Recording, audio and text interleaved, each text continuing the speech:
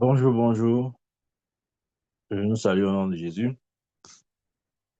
Nous allons continuer avec le chapitre 14 de 1 Corinthiens,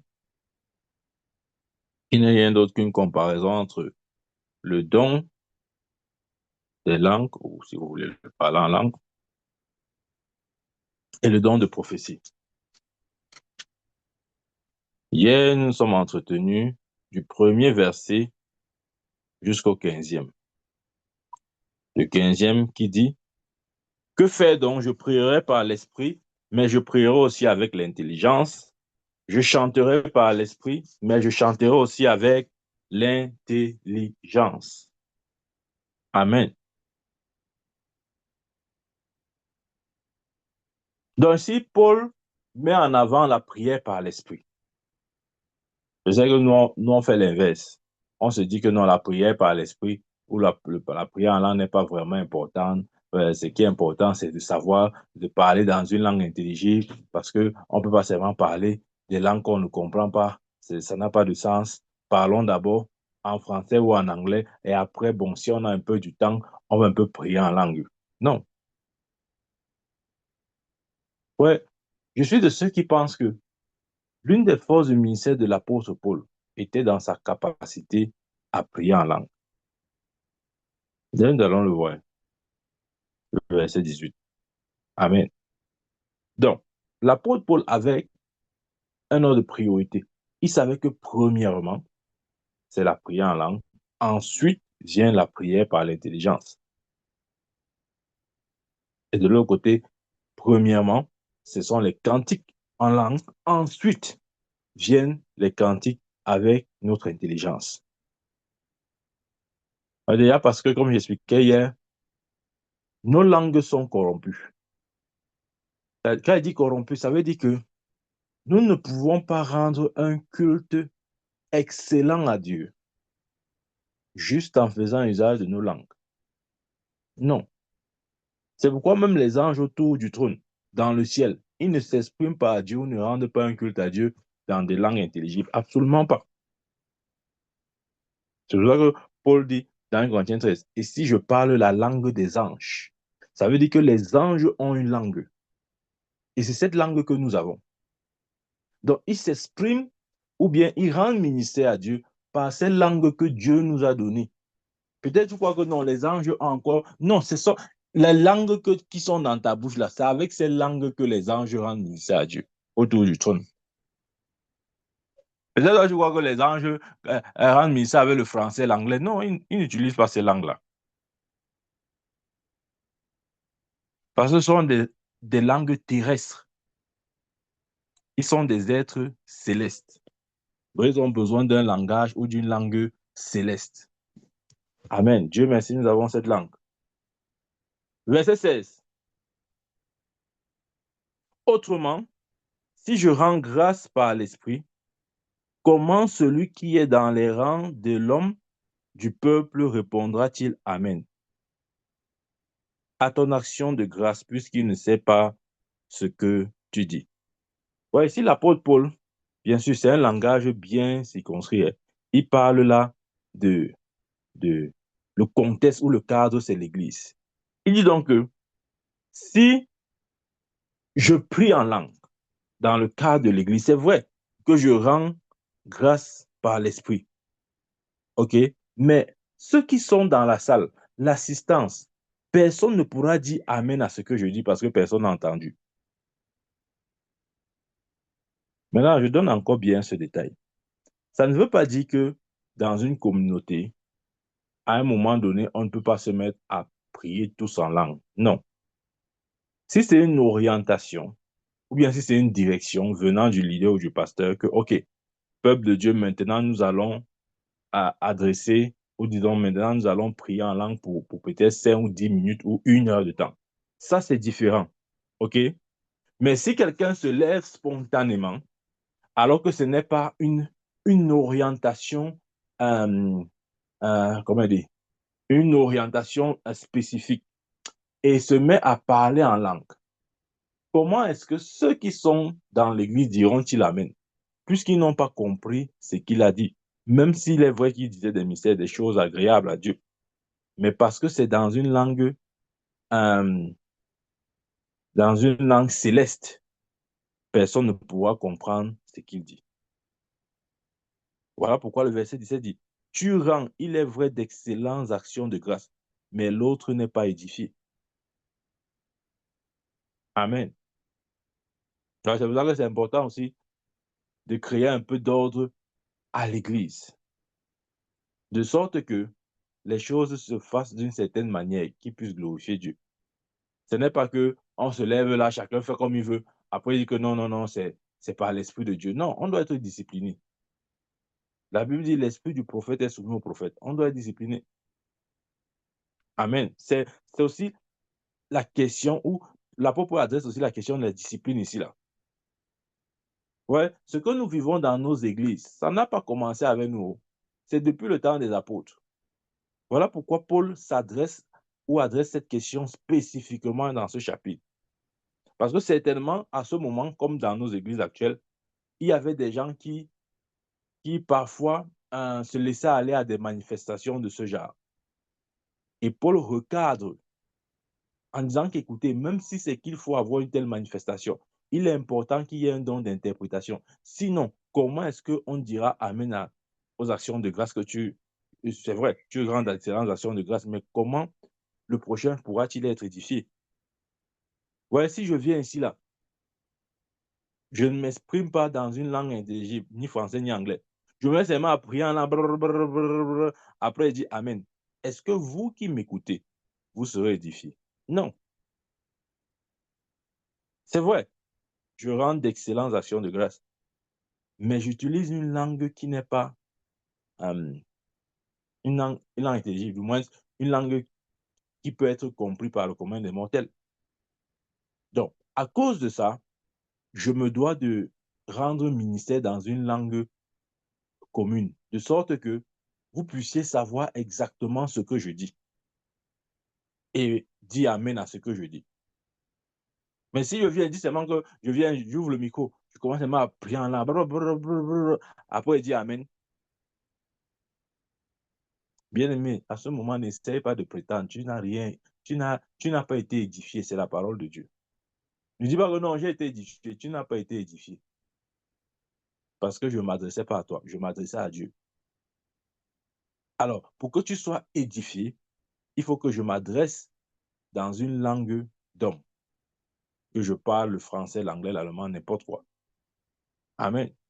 Ça, c'est pour des questions d'ordre, bien-aimé. Ok, verset 18. Regardez ce qu'il dit au verset 18. Je rends grâce à Dieu de ce que je parle en langue plus que vous tous. Je l'ai dit, l'église de Corinthe, plus qu'aucune autre, était celle-là comment il veut dire ça, où l'opération des dons spirituels était intense. Croyez-moi. De toutes les églises que l'apôtre Paul a parcouru ou bâti, il n'y avait pas une église où il y avait les dons spirituels comme à Corinthe. C'est pourquoi, arrivé à ce lieu-là, il a correctement adressé la question des dons spirituels. Parce que c'est une église qui comprenait ces choses, parce elle avait en elle ce genre de manifestation. Mais il fallait aussi donner l'enseignement. Amen. Hier, je disais qu'on peut parler de 4 manières à l'église. On peut parler soit par révélation, soit par connaissance, soit par prophétie, soit par doctrine. Le verset 6 nous parle de ça. Amen. Donc, Paul ici dit, je rends grâce à Dieu de ce que je parle en langue plus que vous tous. Ouais, il faut parler à l'école biblique pour comprendre que ici, Paul est en train de donner un de ses secrets du ministère. C'est qu'il ne blaguait pas avec le parlant en langue. Il ne parlait pas en langue occasionnellement, de temps en temps, ou bien dans certaines conditions. Non, il avait une discipline de parler en langue. Il était discipliné. Il dit, je parle en langue plus que vous tous. Vous imaginez?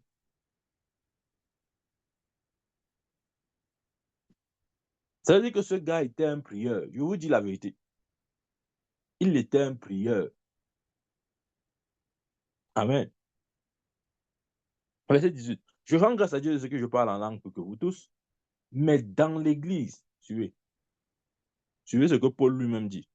Tu vois, parce qu'il était dit tout à l'heure, tu as dit que non, c'est le prophète qui parle. Bon, voilà alors l'apôtre Paul qui parle maintenant. Voilà lui-même, écoutez les paroles de l'apôtre. Là, ce n'est plus moi qui parle. Verset 18, il dit d'abord, je rends grâce à Dieu de ce que je parle en langue plus que vous tous. Et le verset 19 dit, mais dans l'église, ouais, c'est bien circonscrit. Il donne bien les précisions, ok? Mais dans l'église, j'aime mieux dire 5 paroles avec mon intelligence afin d'instruire aussi les autres que dire 1000 paroles en langue. C'est ce qu'il est en train d'expliquer depuis. Paul dit que lui-même, bien qu'il parle en langue plus que toute l'église de Corinthe, lorsqu'il s'agit de l'église ou lorsqu'il est à l'église, il préfère s'exprimer avec son intelligence. Il préfère dire 5 paroles avec son intelligence que de dire 10 000 paroles en langue. Et ça fait sens parce que justement, quand le peuple de Dieu est rassemblé, ils ont besoin d'édification. Et tu ne peux pas édifier ce peuple en priant en langue. Ce n'est pas possible. Aujourd'hui, les gens veulent créer même ce qui n'existe pas. Le verset 6 donne les 4 voies d'expression. On s'adresse à l'Église soit par révélation, soit par connaissance, soit par prophétie, soit par doctrine. J'ai expliqué ces 4 points. Donc, si tu étais là hier, c'est bien. Si tu n'étais pas là vraiment, je ne reviens pas dessus. Amen. Donc, afin d'instruire les autres, il préfère parler 5 paroles avec son intelligence que de parler 10 paroles en langue. Ça, c'est pour des buts d'instruction, c'est-à-dire d'édification. C'est pour que le peuple soit édifié, c'est tout.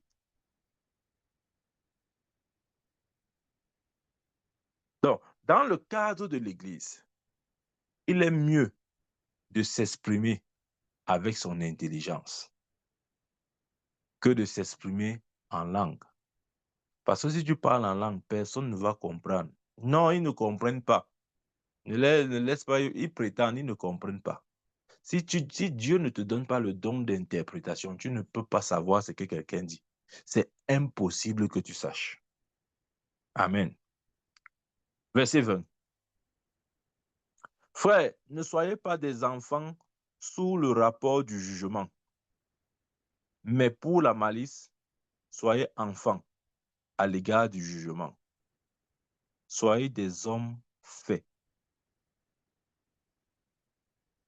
Soyez des hommes faits. Soyez des hommes matures. Ça demande la maturité que de raisonner de cette manière. Parce que les gens immatures vont seulement dire que non, non, je parle en langue. Non, c'est l'esprit qui m'a saisi. On met tout au compte de l'esprit. Je veux bien, mais il doit avoir un certain ordre. L'ordre là est important. Important. Amen. Donc, le verset 21, il dit, il est écrit dans la loi, c'est pas des hommes d'une autre langue et pas des lèvres d'étrangers que je parlerai à ce peuple. Et ils ne m'écouteront pas même ainsi, dit le Seigneur. Voilà, ici, il rappelle la prophétie d'Ésaïe. Ouais, le parlant en langue, les gens croient que le parlant en langue, c'est une improvisation. C'est-à-dire que Dieu est resté comme ça là. Il a dit, ouais, quelle est la prochaine étape? Je vais même faire quoi de mon peuple si, bon, qu'est-ce que je veux faire? Ok, je vais leur donner une langue. Le parlant en langue, il faut que je leur donne le parlant. Non, non, non, c'est pas comme ça. Dieu n'improvise rien. Il n'improvise pas. Nous devons reconnaître en Dieu ce caractère-là. Nous croyons que comme nous aimons improviser à la dernière minute, c'est comme ça que Dieu est. Dieu aussi improvise. Il crée ce qui n'avait pas été planifié. Non, tout avait été planifié. Ici, ce que Paul, du moins le verset que Paul relève ici, c'est le verset, c'est la prophétie donnée par Ésaïe. Dans Ésaïe 28, verset 11. Ouvre ta Bible là, moi. Je suis sûr que tu n'as pas ta Bible. Tu attends seulement qu'elle lise pour toi. Ésaïe 28, verset 11. Il dit, eh bien, c'est par des hommes aux lèvres balbutiantes et au langage barbare que l'Éternel parlera à ce peuple. Ouais. Parce qu'Ésaïe avait vu le parler en langue. Et, ouais, à partir de l'Ancien Testament, lui-même, il essayait de comprendre ce que c'était. Parce que lui-même, il ne parlait pas en langue. Mais prophétiquement, il a vu un peuple ça, parler. Ouais, il essaye de donner une description. C'est ça qu'il essaye de décrire, en fait. Lorsqu'il dit, c'est pas des hommes aux lèvres balbutiantes. Parce que prophétiquement, dans des visions, il voyait un peuple s'exprimer dans une langue bizarre. Et c'est ce qu'il appelle les lèvres balbutiantes. Et au langage barbare que l'Éternel parlera à son peuple. C'est exactement la sensation que les gens ont lorsqu'on prie en langue. On a l'impression que c'est un langage barbare et qu'on utilise des lèvres balbutiantes. C'est-à-dire, rien n'est, du moins, ça n'entre pas dans le schéma classique de la langue qu'on connaît, c'est-à-dire avec des structures. Normalement, une langue est structurée. C'est-à-dire que lorsque je parle de la structure, je parle par exemple de l'alphabet. OK? Il y a peut-être en français l'alphabet. A, B, C, D, dans toutes les langues d'ailleurs. Soit il y a des signes ou des alphabets selon les langues. Mais il y a le principe, c'est-à-dire les langues suivent un principe d'agencement. Et certaines lettres sont supposées donner certains sons. C'est-à-dire quand vous mettez peut-être BA, on sait que BA donne bas, NA donne A, na, NE donne ne. Donc si on dit banane, on peut écrire ça. Le son qui émet peut être écrit. Vous voyez, le parlant en langue est différent. C'est pourquoi lorsque Esaïe voit ça, il dit aux lèvres balbutiantes, au langage barbare. Parce que lui-même, à partir de l'Ancien Testament, il essayait de comprendre la vision. Là. Il n'a pas compris ça. Il a essayé juste de décrire ça comme ça, il a quitté. Ouais, lui-même, ça l'a dépassé. Hein. Il a essayé de comprendre, ça l'a dépassé. Il a dit, bon, aux langue, lèvres balbutiantes, langue barbare. Oui, vraiment. Mieux je dis ça comme ça. Bah, moi, je ne sais pas ce que ces gens-là parlent. Donc, bien aimé, c'est pour dire que le parlant là n'est pas une improvisation. Les gens croient que non, Dieu a improvisé, il n'a pas improvisé. Depuis Esaïe, il a prophétisé. Depuis Esaïe. Et vous voyez encore ça dans Deutéronome. Donc, c'est avec ce langage que Dieu a dit par la bouche d'Esaïe qu'il parlera à son peuple. Mais je vais vous dire quelque chose de bizarre. On compte, on compte les gens sur terre qui ont ce don-là. Moi-même, je n'ai pas le don-là. Du moins, Dieu ne m'a pas encore donné ça. Est-ce que vous savez que le parler en langue peut s'écrire, mais ça ne s'écrit pas comme les langues que nous connaissons? Tu n'as pas compris ça. Je répète, le parler en langue peut s'écrire. Ça, c'est un don extrêmement rare. Ça peut s'écrire. Je dis comme ça, il dit que ça veut dire quoi? Il sort d'où encore avec le truc, c'est le type ci. Je t'informe, je ne te demande pas. Le parler en langue peut s'écrire, comme on écrit dans nos langues intelligentes, dans nos langues humaines. Mais, mais tu vois, ça n'opère pas la même structuration que nos langues. C'est-à-dire, ce n'est pas du genre que euh, telle lettre, c'est B, telle lettre, c'est A. On joint le B et le A, ça va donner bas. Non, c'est un autre mystère là-bas. Ce n'est pas quelque chose qu'on apprend. Regarde, je peux t'apprendre à écrire le français. Je peux t'apprendre à écrire l'anglais. Mais je ne peux pas t'apprendre à écrire le parler en langue. Je ne peux pas t'apprendre à écrire ça. C'est un don extrêmement rare. Oh, croyez-moi. Je ne sais pas si sur Terre, s'il y a plus d'une personne qui possède ce don. Je ne sais pas. Ça s'écrit. C'est vrai. Moi, je n'ai pas le don là. Non. Moi, je sais seulement parler. Je ne sais pas encore écrire. Le jour où Dieu va me donner la grâce d'écrire, je vais écrire. Amen. Mais ça s'écrit. C'était juste une parenthèse que je faisais. On continue. Verset, verset 22. Oui. Verset 22. Par conséquent, les langues sont un signe, non pour le croyant.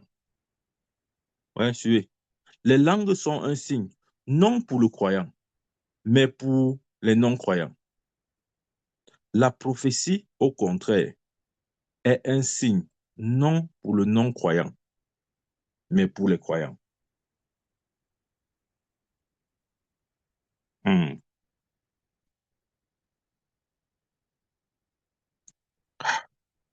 Est-ce que tu as compris la partie ici?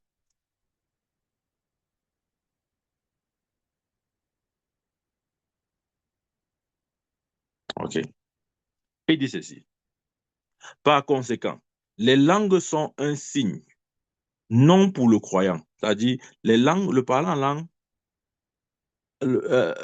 les langues sont un signe, non pour le croyant, mais pour le non-croyant.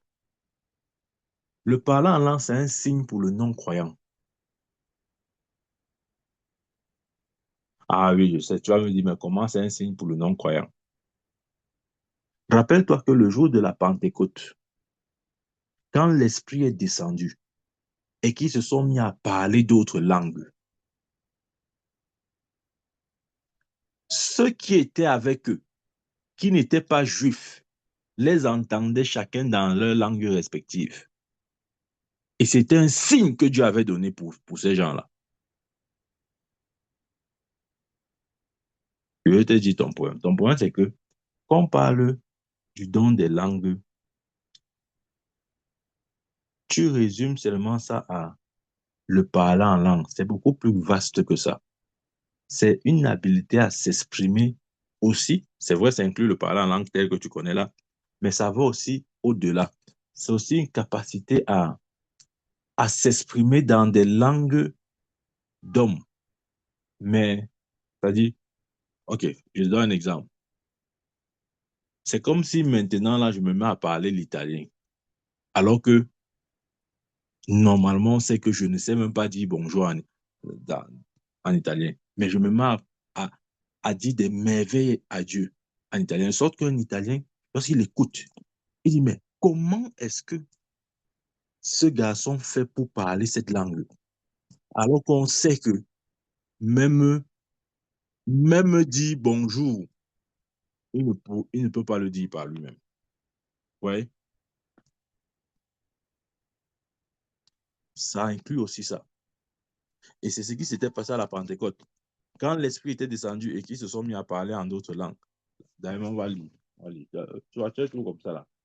Quand il parle comme ça, tu vas dire qu'il n'a pas lu le verset biblique. Il n'a pas lu. Je vais lire un verset biblique. C'est parce que je suis un peu content, hein. Sinon, je ne dois plus lire les versets bibliques. Maintenant, je dis seulement, je continue. Si tu veux, si tu veux savoir, tu pars toi un lit. Si tu ne veux pas savoir, ça reste comme ça. On ne doit plus blaguer maintenant.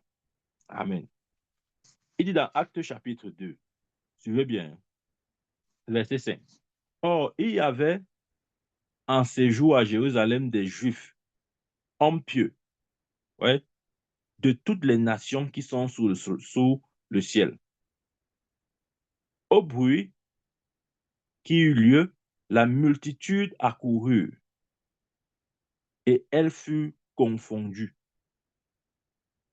parce que chacun les entendait parler dans sa propre langue. La multitude. Donc, il n'y avait pas que des Juifs, il y avait d'autres nations. La multitude les entendait parler chacun dans sa propre langue. Ils étaient tous dans l'étonnement et, et la surprise. Ouais. Ils étaient tous dans l'étonnement et la surprise. Et ils se disaient les uns les autres, voici les gens qui parlent, voici ces gens qui parlent ne sont-ils pas tous galiléens? Et comment les entendons-nous dans nos propres langues à chacun, dans nos langues maternelles? Parthes, Mèdes, Élamites, ceux qui habitent la Mésopotamie, la Judée, la Cappadoce, le Pont, l'Asie, la Phrygie, la Pamphylie, l'Égypte, le territoire de la Libye, voisine de Cyrène, et ceux qui sont venus de Rome, juifs et prosélytes. Ce sont les nations qu'il y avait ce jour-là. Et chacun les entendait dans sa langue maternelle. C'est pourquoi l'apôtre ici dit quoi? Que le don des langues, c'est un signe pour les non-juifs. Enfin, pour les non-croyants. Parce que, tu sais, si je parle en langue dans la présence d'un païen, il va dire que je suis fou. C'est vrai, il va dire, ah voilà, les églises des réveils, là, ils sont tous là en train de crier. Ils ont déjà commencé les ba. Ça, la sorcellerie a déjà commencé. C'est ce que le païen dira s'il m'écoute parler en langue. Mais si je parle la langue maternelle d'un païen, c'est un signe que Dieu lui donne. C'est un signe pour lui. Ce qui s'est passé dans Actes chapitre 2, c'est un signe pour lui. Bon, imaginez-vous un peu qu'un Chinois là, un païen chinois, j'arrive dans la maison d'un païen chinois. Il sait que je ne sais même pas dire bonjour. Et je me mets à glorifier Dieu en parlant en chinois. Ça, c'est un signe que Dieu lui donne. Parce que si je viens chez lui et je me mets à prier en langue, il va fuir. Il va me chasser. Il va dire, ah, voilà, là-bas, la sorcellerie. Les églises de réveil, c'est tout. Eux, ils font les choses, veut dire quoi? Mais si je me mets à parler sa langue maternelle, ça veut dire que c'est un signe que Dieu lui donne. Ah, tu comprends maintenant. C'est pour ça que l'apôtre Paul dit ici, là.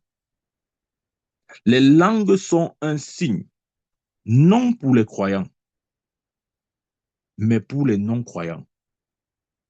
Mais il continue en disant, la prophétie au contraire est un signe, non pour les non-croyants, mais pour les croyants. Parce que le croyant est le...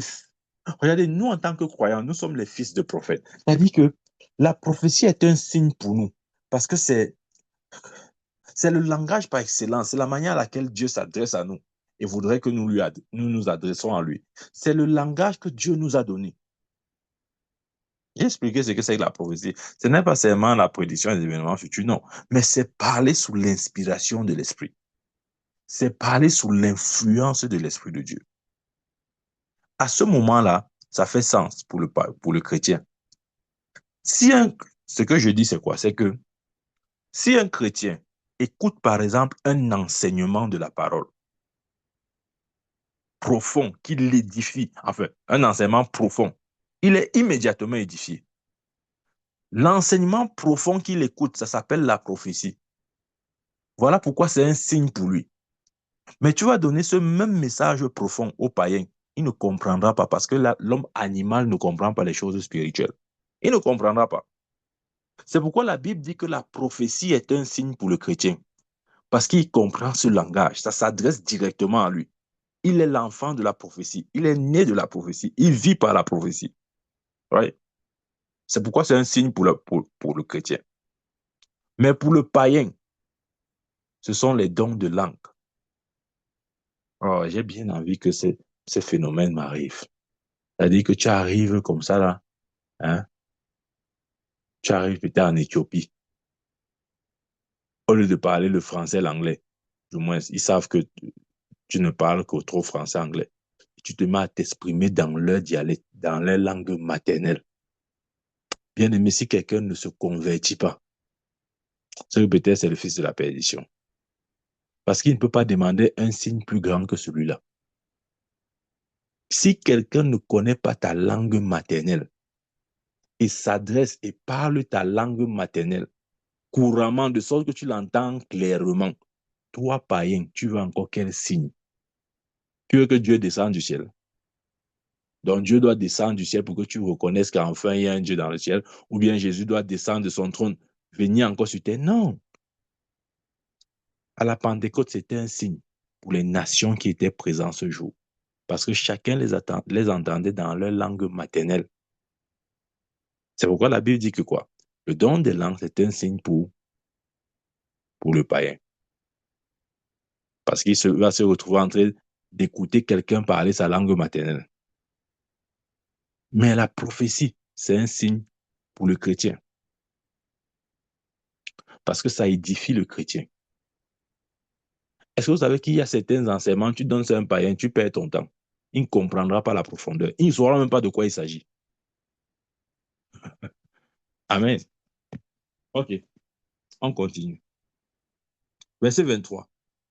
Si donc dans une assemblée de l'église entière, tous parlent en langue et qu'ils surviennent des hommes du peuple ou des non-croyants, ne diront-ils pas que vous êtes fous? Ah, tu vois, c'est ce que j'expliquais tout à l'heure là.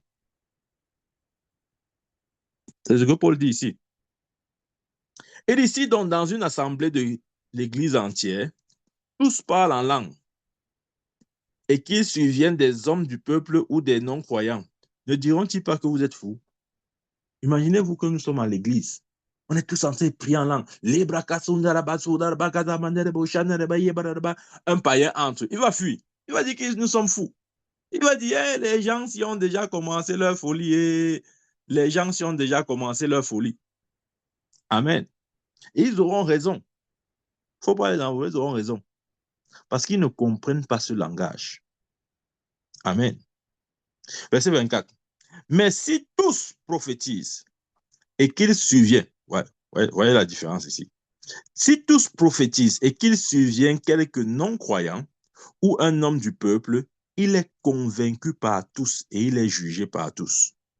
Parce que justement, puisque la prophétie est libérée dans une langue intelligible, même s'il y a un païen, il se sentira interpellé. Tu vois, même si un païen entre à l'église et qu'il écoute une prédication, un message, même s'il n'est pas chrétien, d'une certaine manière, il se sentira interpellé par ce message. Mais s'il vient à l'église, au lieu d'écouter un message ou une exhortation, une parole, il entend seulement il va fuir. Il va fuir, il va dire que c'est quoi ça? Vous savez pourquoi il rit? Je ris parce que, en fait, l'homme ne crée rien. Ce qui est, ce qui a toujours été. Ouais, aujourd'hui, ce phénomène, nous pouvons l'observer. Mais depuis le temps des apôtres, ça existait déjà. Ça existait. Amen.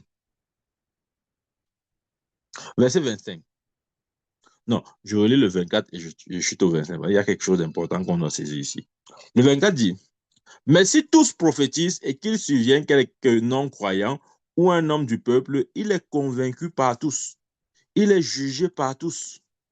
Les secrets de son cœur sont dévoilés, de telle sorte que tombant sur sa face, il adorera Dieu et publiera que Dieu est réellement au milieu de vous. Voilà. Ça veut dire que Paul ici dit que si dans le cadre justement de l'Église, le don spirituel qui est mis en avant est celui de la prophétie, et que dans l'Église toujours, un non-croyant vient par l'opération du don de prophétie, les secrets de son cœur seront dévoilés. Ça veut dire qu'il peut venir à l'église comme ça là. Et la parole que l'homme de Dieu prêche, ça révèle exactement sa vie. C'est-à-dire, il peut se voir dans la parole qui est prêchée. À la fin, qu'est-ce qu'il dira? Dieu est réellement au milieu de vous. Il ne peut pas parvenir à cette conclusion sans le don de prophétie. Ce n'est pas par le parler en langue qu'il arrivera à cette conclusion. Ce n'est pas en venant écouter les bracassons qu'il va venir à la fin dire vraiment Dieu au milieu de vous. Non, il ne dira pas ça. Il dira plutôt que vous êtes fous.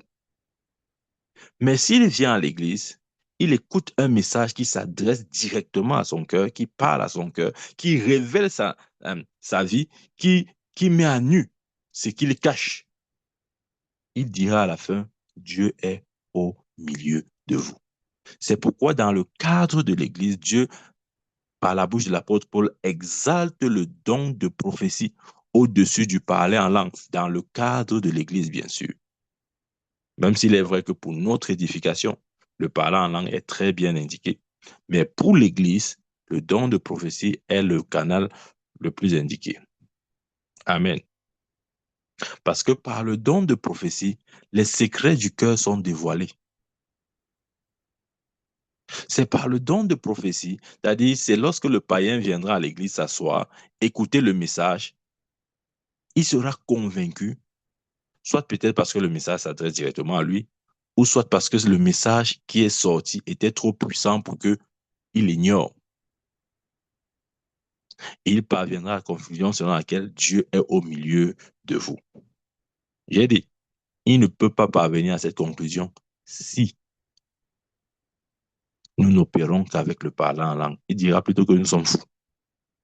Amen. C'est ce que Paul essaye de dire là. Ok, verset 26. Que faire donc, frère? Lorsque vous...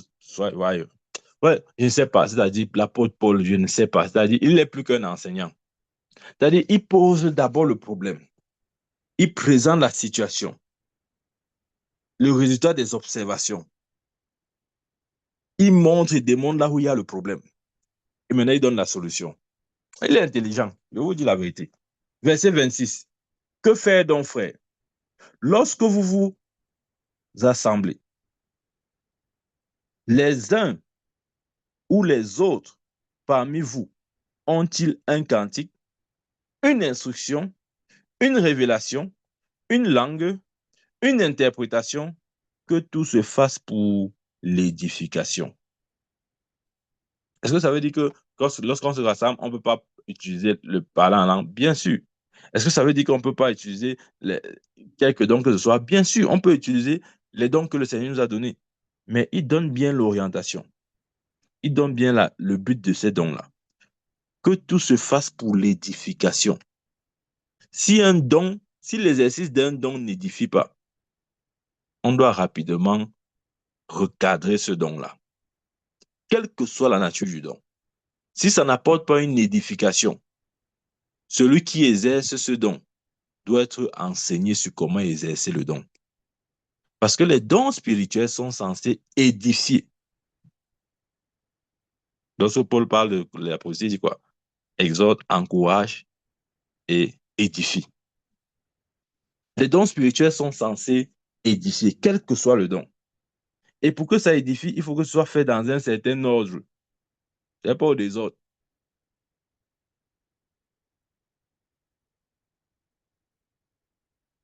Un jour, j'étais dans une communauté. Et ouais, je vous ai dit, il y a des choses que je dis souvent ici.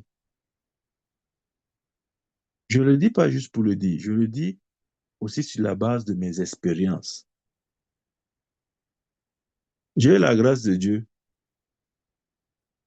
d'être né dans la foi. C'est-à-dire que je n'étais pas dans le monde avant de venir dans la foi. Je suis né dedans. Je grandis dedans. Donc, j'ai déjà vu un certain nombre de choses. Et avec et sur la base de mon observation, le recul que je prends, il y a des analyses objectives que je peux poser. Regardez, un jour, j'étais dans une communauté. Et ouais, il y a des communautés où on est toujours en train de dire, oh, l'esprit, l'esprit, l'esprit, l'esprit. On voit l'esprit partout. On voit la puissance de Dieu partout. On voit les manifestations partout. Même quand il n'y a rien, même quand c'est la chair qui s'exprime, on veut toujours donner un sens spirituel, même aux histoires, aux inventions, etc. Donc, j'étais dans une église et puis, comme il y a des gens, il y a des gens qui parlent, il y a certains chrétiens qui ne peuvent pas rester une minute sans vouloir prophétiser. Parfois, on dit des choses qui n'ont pas de sens. Et de tout dans un désordre tel que vraiment, même le païen, s'il entre là-bas, il va dire que ça, c'est quoi ça?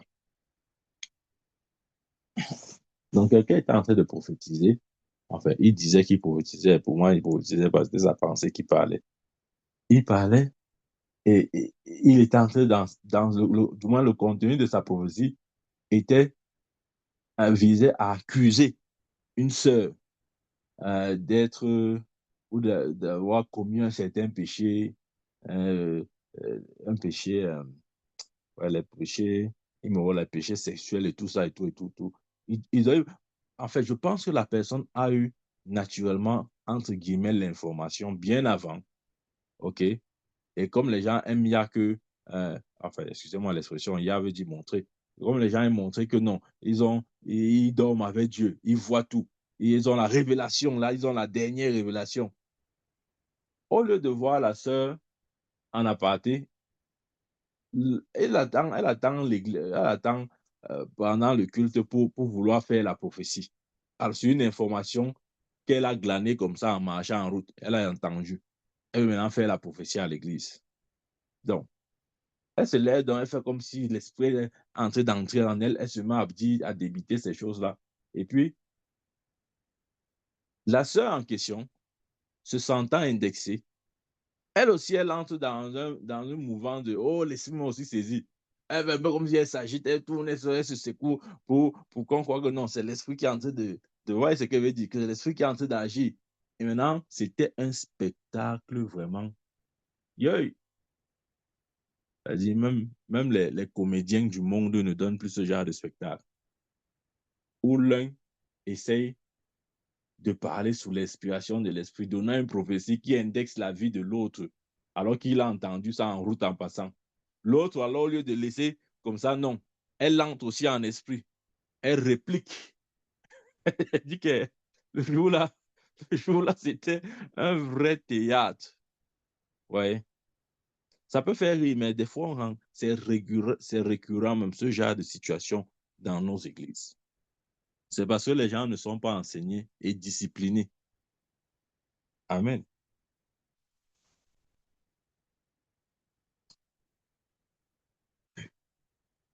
Ouais, dans la foi, chacun doit connaître son niveau. Ça, c'est un point important. Tu dois savoir ce que tu peux faire et ce que tu ne peux pas faire. Quand je parle de ce que tu peux faire et ce que tu ne peux pas faire, je veux simplement dire ce dans quoi, ou disons, la grâce, la nature de la grâce que Dieu t'a donnée.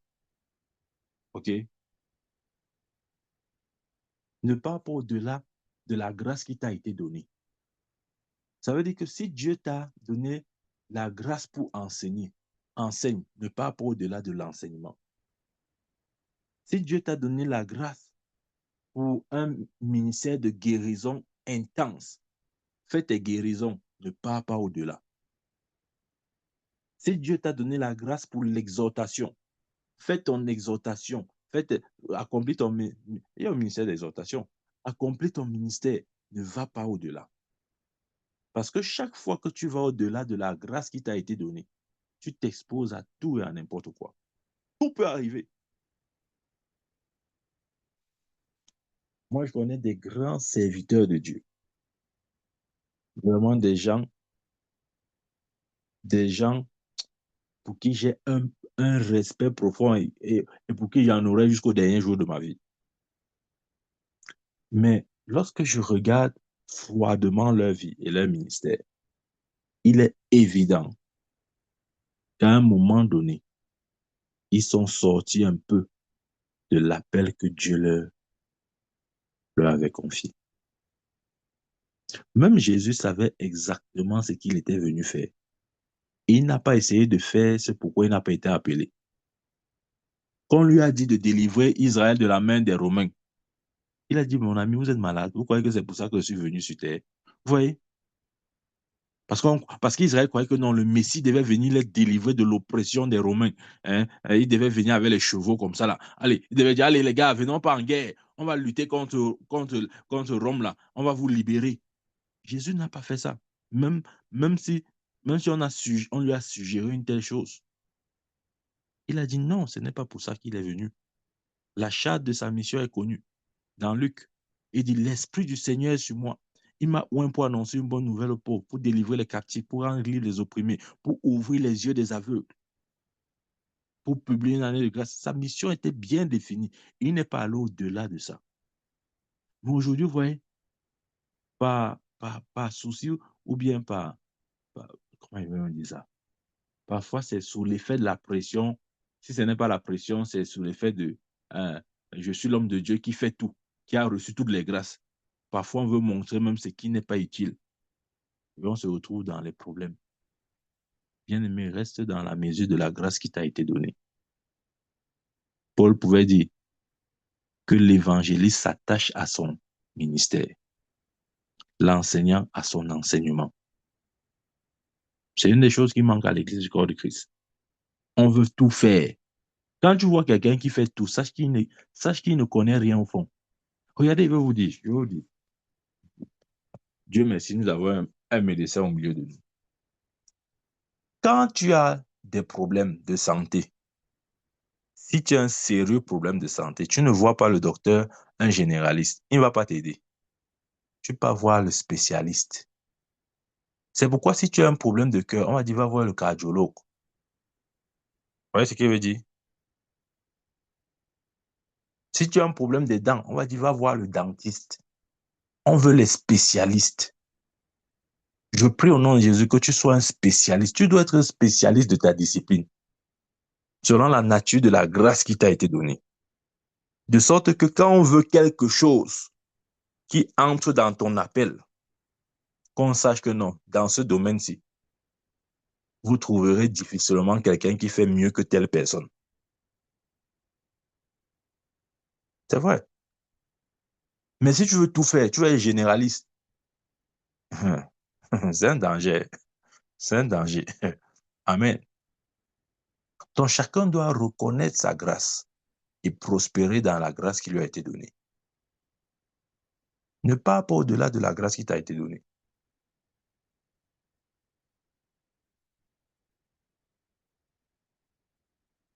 Quelqu'un avait dit un jour, de manière peut-être ironique ou dans les blagues, il avait dit, Dieu avait donné à Jean-Baptiste le mandat pour annoncer la venue du Messie. Et au lieu de rester fidèle au mandat qui était d'annoncer la venue du Messie, il a commencé à s'occuper des affaires des gens qui ne le concernent pas. Il s'est mis à parler maintenant des affaires, c'est-à-dire il parle des choses qui n'entrent pas dans son appel. Et ça lui a coûté des problèmes. On a mis en prison et ensuite on a coupé la tête. Bon, c'est bien l'esprit de ce que j'ai en train de dire. Ce que je veux dire, c'est que, il faut bien comprendre, ce que je veux dire, c'est que c'est important de rester dans la mesure, le cadre de ton appel. De sorte que si même tu as un problème lié au fait que tu es resté fidèle à ton appel, là, il n'y a pas de problème, c'est normal. Mais il ne faut pas créer les problèmes qui sont dus au fait que tu sois sorti de ton appel. Reste là dans les limites de ce que Dieu t'a appelé à faire. Ça, c'est aussi une clé de la bénédiction. Nous croyons que non, on doit être pluridisciplinaire, on doit tout faire. On doit tout faire. Il faut qu'on sache que non, on doit avoir l'illumination pour la prédication, ça doit être nous. L'enseignement, ça doit être nous. Le ministère de guérison, ça doit être nous. La délivrance, ça doit être nous. Tu veux tout faire. Finalement, tu n'es dans rien. C'est vrai. Quand on va chercher un généraliste, c'est toi qu'on va vouloir. Quand on voudra un généraliste, c'est toi qu'on va chercher. Mais quand on va vouloir un spécialiste, personne ne te cherchera. Amen. Donc, c'est important d'exceller dans la grâce que Dieu t'a donnée. Identifie ta grâce, reste fidèle dans ton appel, demeure, et c'est à partir de là que Dieu te bénira. Dieu n'a pas besoin d'attendre que tu sois un homme à tout faire pour te bénir. Non, non, absolument pas. Il a juste besoin de savoir que tu es fidèle dans ce qu'il t'a confié. Amen. Donc, nous allons nous arrêter là aujourd'hui et nous continuons certainement demain. Que Dieu nous bénisse au nom de Jésus-Christ. Amen. Amen. Amen.